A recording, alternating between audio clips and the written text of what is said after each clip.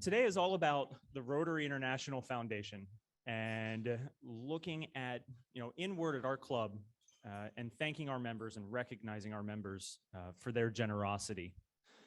But first, we have a special guest from the district, past District Governor John Cram, who is going to give us a presentation on the Rotary International Foundation. So, John, the mic is yours.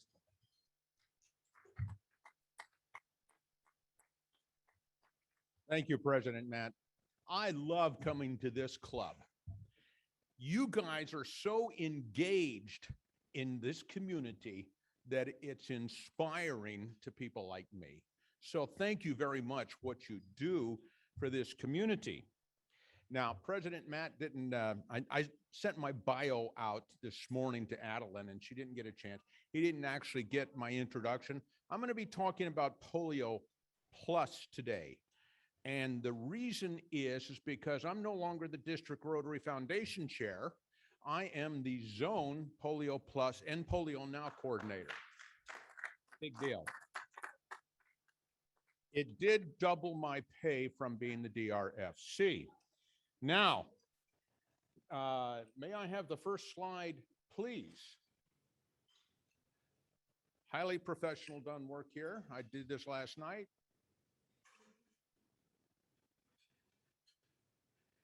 This is going to update you on what you and I are doing to eradicate polio in the world. Next slide, please.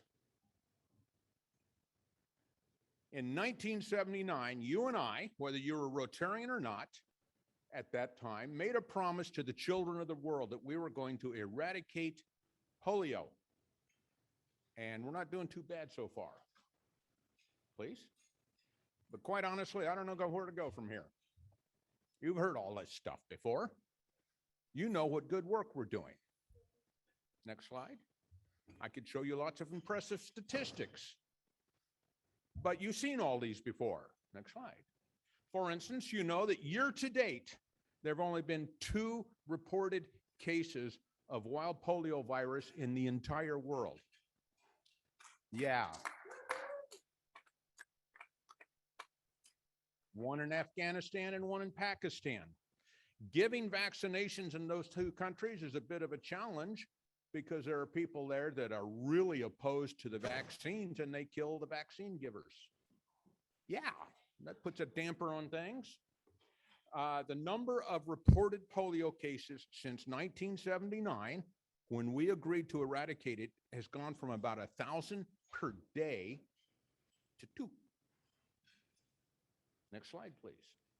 I could show you that it only costs $3 to immunize a child against polio. I could show you that 430 million children around the world were vaccinated in 2017. Best information I have right now. I could show you that it takes $100 million to do environmental surveillance. And that's a part of what Polio Plus and the Global Polio Eradication Initiative does. We monitor the sewage in various countries because that's where the polio virus lives. Please. But statistics are boring, so I'm not going to show you any of that. But I do want to show you some people. This is my friend John Nanny. I think he's like 4 or 5 in this. Have anybody ever seen John Nanny? He's spoken at our district conference. He is confined to a wheelchair. He is a wonderful Rotarian. He is his district's End Polio Now coordinator. He is an advocate for polio because he got polio before vaccines were available. The back of his wheelchair says this is what polio looks like if you don't get vaccinated. Now, what's interesting about this picture is he's wearing leg braces. But back in the 1950s, parents were ashamed when their children got polio, and they didn't want to broadcast it because it's such a highly infectious disease, they didn't want the neighbors to know their child had polio. John is a good, there's a speaker for you, he'll come. Next one, please. Those of you who were alive in the 50s, you know who you are, have seen this before. This is a polio ward in the United States of America. This disease attacks the nervous system, and these people can't breathe without a respirator. That's what a respirator looked like in the 1950s. Now I guess you get intubated, but it's serious. And that's one ward in one city. Next one, please.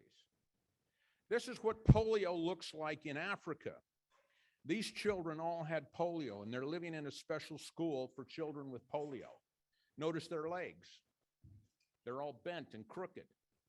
The two boys in a crutch are very lucky because they can get up on crutches. The other two kids, they're crawling around on hands and knees. Next one, please. This is a man in Delhi. That's how he gets around. He's crawling. And as he's going around, he's saying, please help me. I can't work. I can't do anything. Anne Marie, you remember we saw a guy like this outside the mosque in Old Delhi, and there's no cure. That's what he's confined to. Next one, please.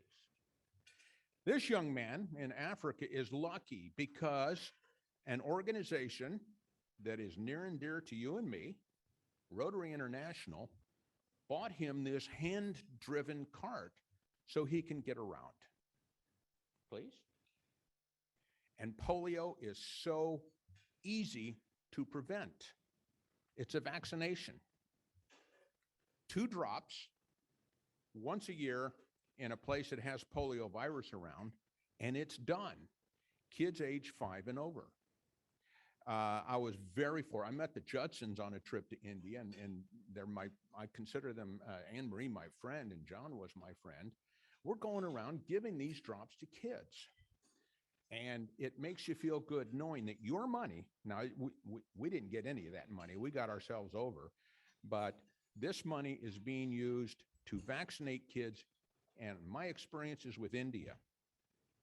Side story, one of the things we do after we get the kids the 2 drops is we paint their fingernails purple, specifically their left pinky. And we had to start doing that because the parents were so concerned about their children coming down with polio that if it was a long line, they'd just go back to the rear of the line, try and get another one. Well, that's a wasted vaccine. You just need one. If the line wasn't long, they'd go to another vaccination station. So this was a semi-permanent marker on the day of vaccination. They couldn't lie. Yeah, you've already had the vaccine. Okay, please. How far away is polio? Now, this is the only map I could get. This goes to Dakar, but it's real close to Afghanistan and Pakistan. It's a 16-hour flight away. That's how close India is, or how close polio is to you and me. And so it's still a viable thing, and we Americans should be concerned, especially in light of the fact that people refuse to get vaccines for another deadly disease. And that's all I'm doing on that particular topic. Next one, please. Here's what I, John Cram, past district governor, past president, winner of the Perfect Attendance Award in 4th grade, am asking you to do. I'm asking you to support polio eradication by making a donation, a modest donation of at least $45 to Polio Plus. Or you can get a hold of past District Governor John May. He is the chair of the district's Polio Plus Society. It's a brand new society. It started under your year, I believe, under past President John's year. And this is where you pledge, instead of under Paul Harris, you pledge $1,000 a year. This year, you pledge $100 a year to Polio Plus. That's like $8.50 a month. Or you're the Harrisburg Club. Let's face it, you're our rich club in the district. Become the first major donor in our district to Polio Plus. It's an amount of $10,000. I promise you one thing. This is how we'll spend it. Next one, please. We'll spend it on research because we still need to research how to get it out of the sewage systems. We'll do it on paying technical assistance and in getting the workers, the healthcare workers in these 3rd world countries to get the polio out. We buy vaccines. We do a lot to promote polio immunization days. banners and, oh, help me out, Anne Marie. What do we saw? We saw banners and flags and parades out in these towns in India. We help pay for that. We take good care of your money because we're Rotarians. Next one, please. This is how you do it. It's easy. You go to myrotary.org. How many people have been on myrotary.org? How easy is it? Easy. What is in the upper right-hand corner of every page on myrotary.org? A button that says donate. Now, we know we're working with old people who aren't necessarily computer savvy. If you click on that button that says donate, can you guess what you can do? Yeah, absolutely, donate. You can set up a one-time donation. You can set up a periodic donation. And it's so easy. The periodic goes on your credit card. You can go to endpolio.org, same thing. You can mail in a check if you so desire. Does your club have, are you allowed to do it on your billing system? Donate to your quarterly bill, however often you bill? Is he here? I don't know. Some clubs have it where you can make a donation on your club bill, and at the end of the year, the treasurer, secretary will send off a donation to End Polio Plus, or Polio Plus. I think that's it. Any more? One more, please. Here's our goal: to eradicate polio completely by 2026. Typically, we ask districts to transfer their district designated funds, a total of 20% of their DDF, to Polio Plus. This year, I'm asking them to donate 20.26% because that's when we want to end polio. There's been one district out of the 22 that have done it so far. Do you care to guess which one it is? Say that again? Oddly enough, it's 7390. Give ourselves a hand. Good for us. We want no polio cases reported. And then 3 years after that, if we have 3 straight years of no polio cases, a country's declared polio free. It's that close. One more, please. I thank you so much for your time. I hope that this was inspiring enough that you'll make a donation to Polio Plus. Thank you so much.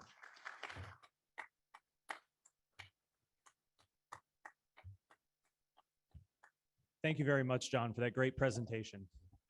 Just to take a moment and go back in time, who here remembers in detail my mini classification talk from 8 years ago? 2 people. Thank you. Shame on the rest of you. How do you not have that good of a memory? For anybody that doesn't know, in my personal life, my mother-in-law is a 2-time polio survivor. So I see every day a real life example and reminder of the pictures that John had up there on the screen. It is very much still an issue. We have come so far, but it's important not to go back. How many people have a family member who's a polio survivor? Yeah, that's what I thought. It's about right, about a third. On a third. Yep. So his message was more timely than ever. Sorry, we did not get the updated bio. Adeline runs around a lot on Monday morning. All right. So now moving on, today is, as I said on the onset, really all about recognizing our club members and their generosity. But along those lines, I wanted to go, look back in time to last year first, where we were not afforded the opportunity to provide the pomp and circumstance and the recognition that certain achievements in our club weren't. As everybody knows, we have 2 awards that we give out every year: the Community Service Award and the Robert D. Hansen Award of Rotary Excellence. The recipients of those awards from last year are here today. The Community Service Award last year was awarded to Susan Anthony. Susan, can you please stand? And can we give her an in-person standing ovation for the award that she won last year? Okay, folks, a standing ovation is when you stand and you clap for somebody.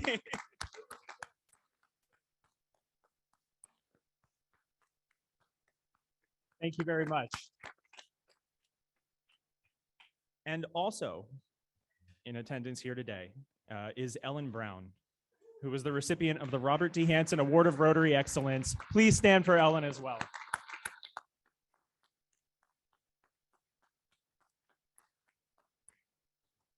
Thank you both very much, not only for your service to the club, but to the community.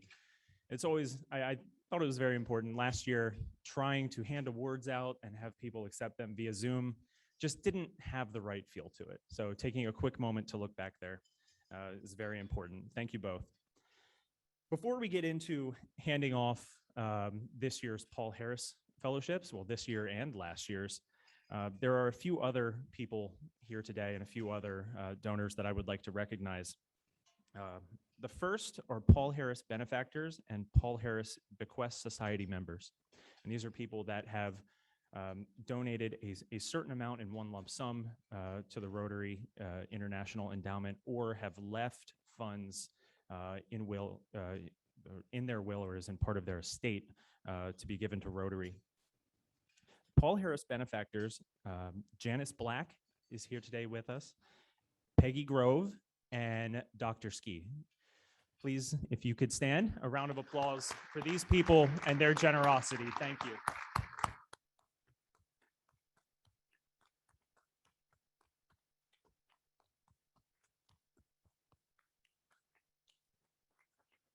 Janice and Peggy, thank you very much. And also, those were the Paul Harris benefactors, the Paul Harris Bequest Society. Again, Janice Black and Anne Marie Judson as well. Thank you very much.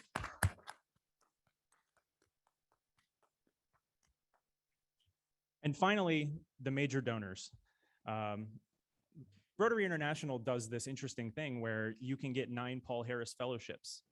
But once you've hit that last one, that 10th one, you don't get anything. You're just a major donor. So while we'll be handing out the Paul Harris Fellowships today, I wanted to recognize our club's major donors. Peggy Grove is one of those major donors.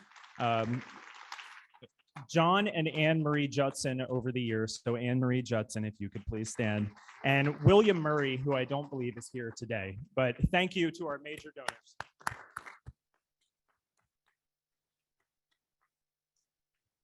Now, on to the main event.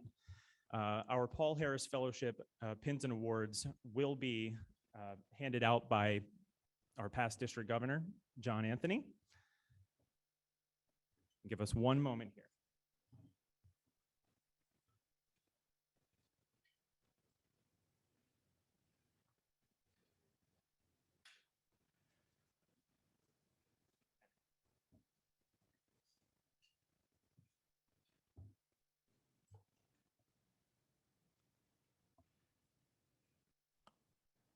Are we good over there, Adeline? Okay. So now, as we call your names, acknowledging your Paul Harris fellow receipt, please come by here, watch out for our camera here, and you will receive your pin, and for some of you, a certificate from John Anthony. If you could then stay over there to the right of the screen, we'd like to get a picture and have a large standing ovation at the end before we wrap things up. So our first Paul Harris fellow being handed out today, their first Paul Harris, Karen Good.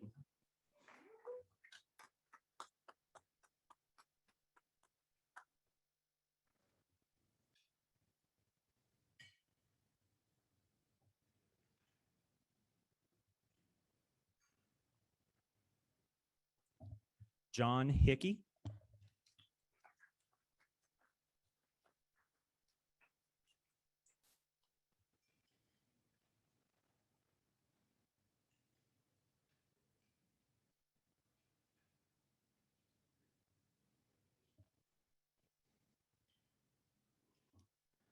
And Mike Jagger. Is Mike here? All right, I don't see Mike, but we'll go through the names anyway. Beth Mehmet.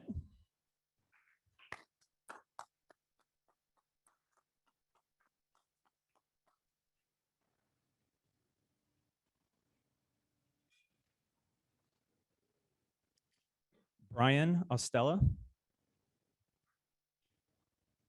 Clap for Brian. Chris Petaprolu.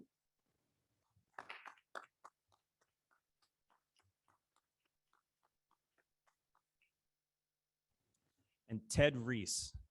I don't believe I saw Ted here either. But all of those individuals have joined the Paul Harris ranks over the last year. Receiving a Paul Harris +1, James Good. Our esteemed past president, James Good.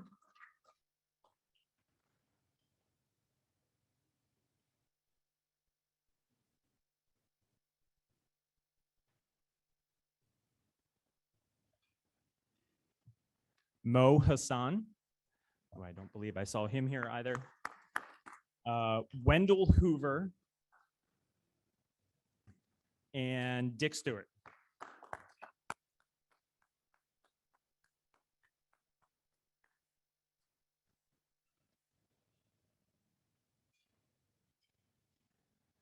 Recipients of the Paul Harris +2, Ken Connor.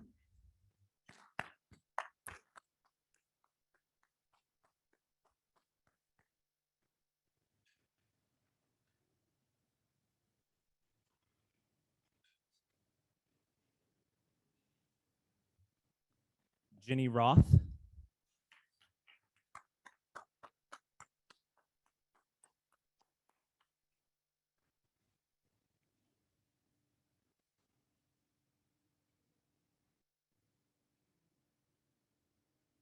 Karen Cullings.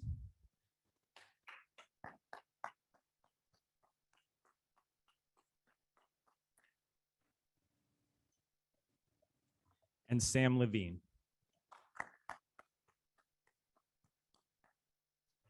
Receiving a Paul Harris +3.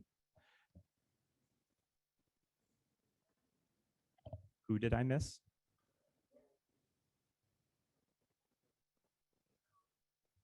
Okay. If we miss anybody, don't hesitate. Just let us know, and I'm sure you will.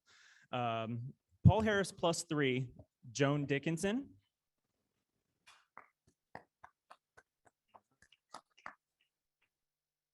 Receiving Paul Harris +4, Jack Detweiler, who I don't believe is here, and Betty Hungerford.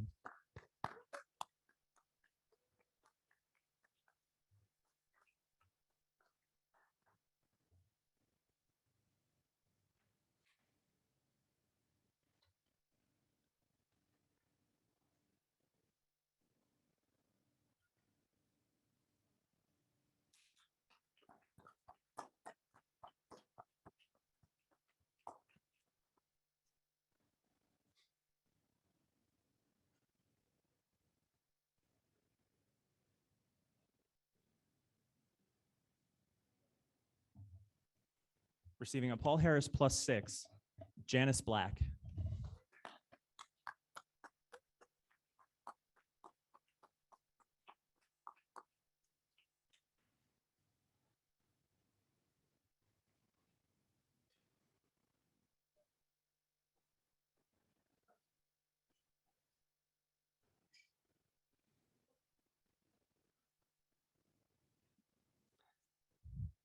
Bob, the gentleman as always. Sorry for the walk, ladies.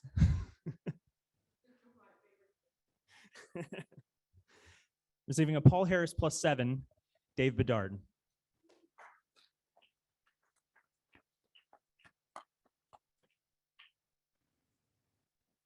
And receiving a Paul Harris +8, Henry Rhodes.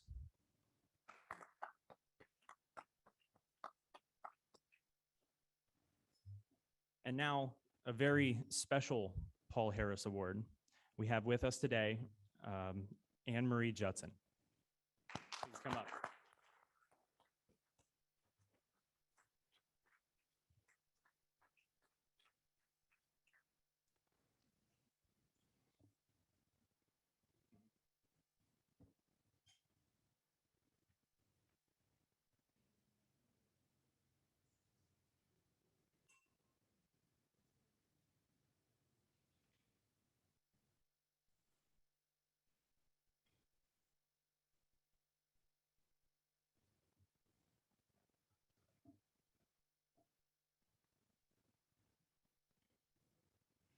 Ladies and gentlemen,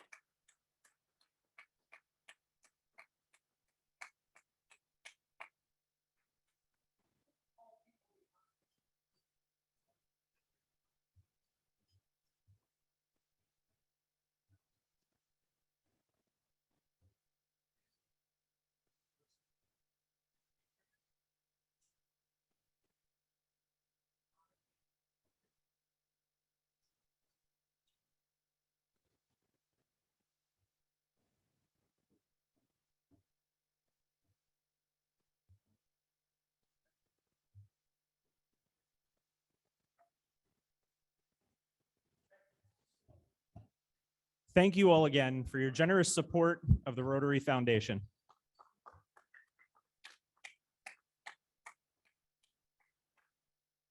Now, we have one other special announcement from the club today. In just a moment here, Beth Mamet is going to come up and talk about a new initiative that the club has been putting in place. And I just wanted to take a moment to once again thank Anne Marie for being here.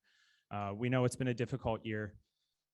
John touched so many of us throughout our lives. I know he was one of my original mentors when I joined this club, and I had the opportunity to go to Haiti with him, a place that he loved more than anywhere on earth, and it was really a life-changing experience. But I will echo for a moment what Ira Packman said when he was speaking at John's celebration of life a few weeks ago. He said that John Judson was a force of nature. And our club has been working for a couple months now, trying to find a way to adequately memorialize a force of nature. And that's what Beth Mamet is going to step up and talk about right now.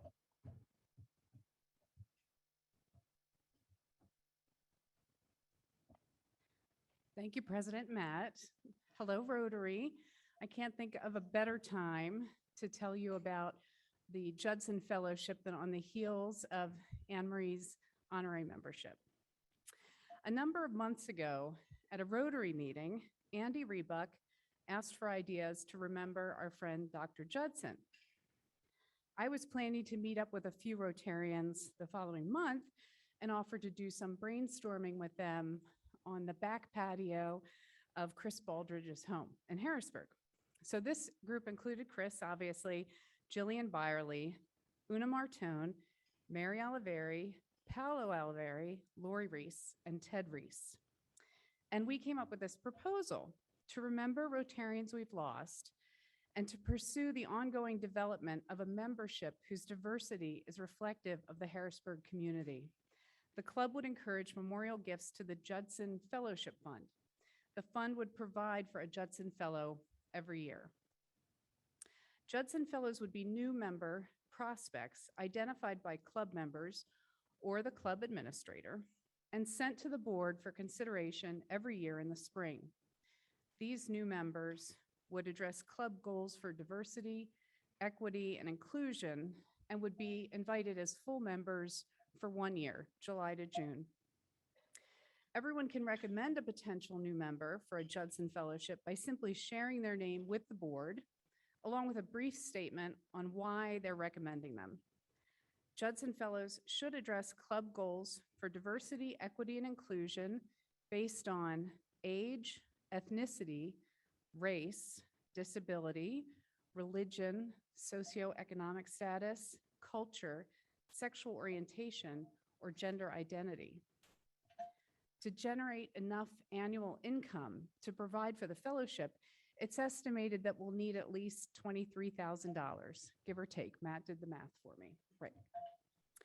Anyone can make a gift to the Judson Fellowship Fund in memory of a Rotarian who has died or in honor of a Rotarian who is living, or in honor of anyone at all, really.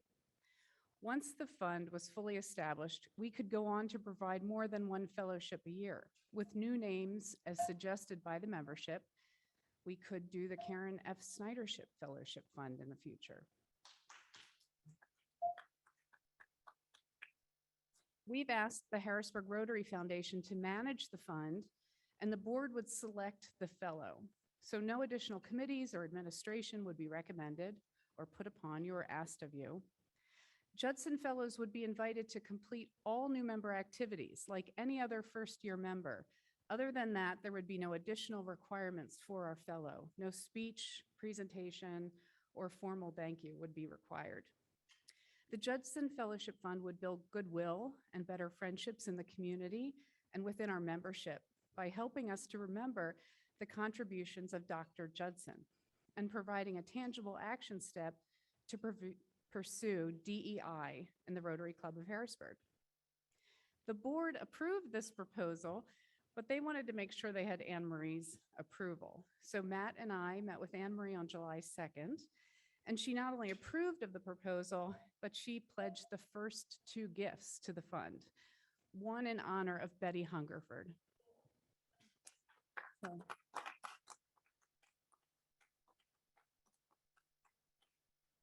So Matt and I pledged gifts number 3 and 4 to the fund, and this is where we invite you to join us. Please make a gift to the Harrisburg Rotary Foundation. Thank you. Yes, you can.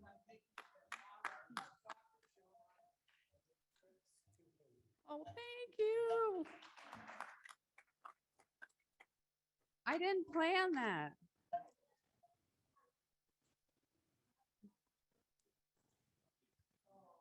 Mhm.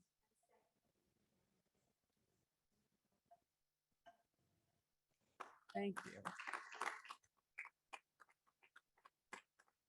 5 and 6, okay. So excited. So please make a gift that you guys listen so well and restrict it to the Judson Fellowship Fund. Your gift can be in memory of any Rotarian, anyone you choose. And your gift will help us develop a membership whose diversity is a beautiful reflection of Harrisburg. If you know anyone who might want to make a gift and doesn't know about this fund, you could tell me or Matt or Adeline or Ellen, and we will reach out to them and see if they'd like to make a gift to the Judson Fellowship Fund. We'll be reaching out to all of our members in the next few days, and we'll let you know when we meet our funding goal so that we can select our first Judson Fellow to join us on July 1st, 2022. Thank you.